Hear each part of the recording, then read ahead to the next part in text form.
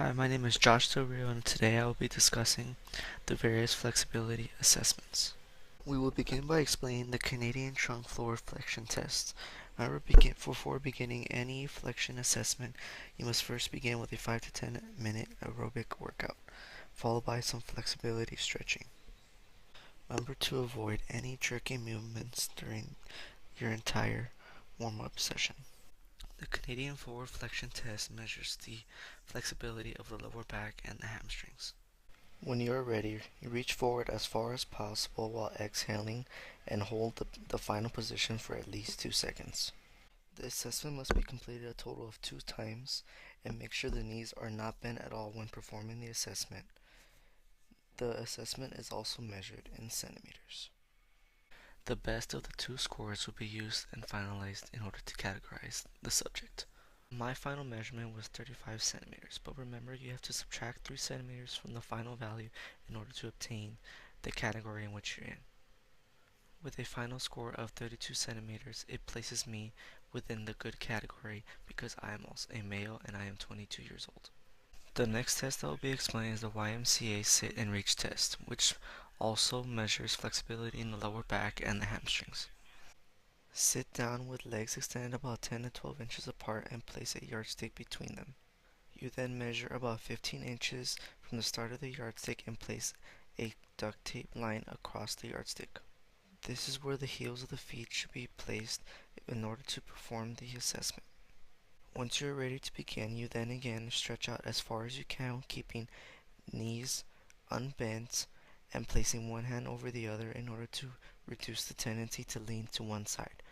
Once you reach your final position, you then hold for 2 seconds. Unlike the trunk flexion test, this assessment is measured in inches. Tests should be again done twice, and the best of the 2 should be used to score the assessment. I scored about 20 inches total, which places me in the above average category because I am again 22 years old, male. The next assessment is a chair sit and reach test. This chair sit and reach test is usually done for older populations due to functional disabilities, although it still measures flexibility in the lower back and in the hamstrings. All it requires is a chair that is 17 inches in height and a ruler. Place chair against the wall and sit at the edge of the chair. Have one leg fully extended with the ankle dorsiflex and the other laying flat on the floor. When you are ready to assess, you then reach with one hand over the other towards the toes as far as you can. You then hold at the peak of the stretch for about 2 seconds. You then place the ruler parallel to the big toe and measure where your fingers are at in inches. The way the assessment is scored is if there is space between the big toe and the fingertips, then it is scored negative. If the fingertips go past the big toe, it is positive, and if the fingertips are on the toes, then it is 0. I scored a positive score of 3 inches on both sides.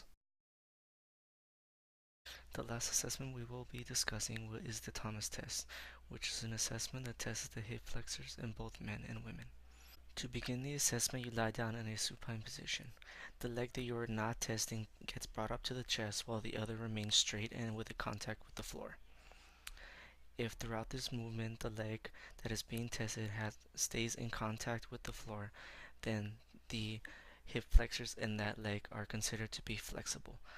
If the leg rises from the floor, then you are considered inflexible. This test is done on both sides and is either a pass or fail curriculum. I was able to keep both legs that I was testing in contact with the floor, so I am considered to be flexible in both of my hip flexors.